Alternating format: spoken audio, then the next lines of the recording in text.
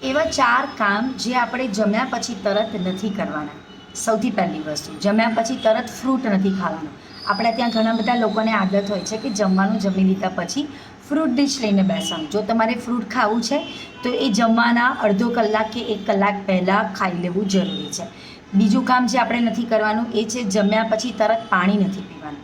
જમ્યા પછી 1 કલાક બાદ જ પાણી પીવું એ પાચન માટે યોગ્ય છે, અથવા જમવાના અડધો કલાક પહેલાં પીવું એ તમારા ભોજન માટે તમને ઉપયોગી થઈ શકે.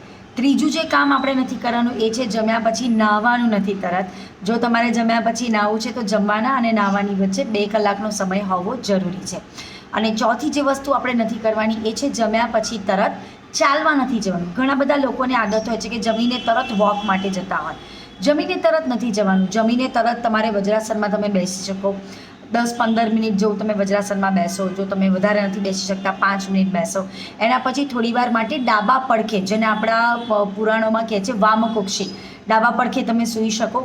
અને એના અડધો-પોણો કલાક પછી કે 1 કલાક પછી તમે લાઇટ વોક કરી શકો. એટલે કે સામાન્ય થોડું વોકિંગ, જે તમે ઘરમાં ને ઘરમાં થોડા આંટા મારી લીધા એવું, નહીં કે ફાસ્ટ બ્રિસ્ક વોક કરવા જેવું, રાઈટ? તો આ વસ્તુઓ ખાસ ધ્યાનમાં રાખવી, જે કરવાથી તમારા પાચનને ઘણો સપોર્ટ મળશે. અને જો પાચન ક્રિયા સારી હશે તો ઓવરઓલ સ્વાસ્થ્યમાં ઘણા સારા સુધારા મળી શકે.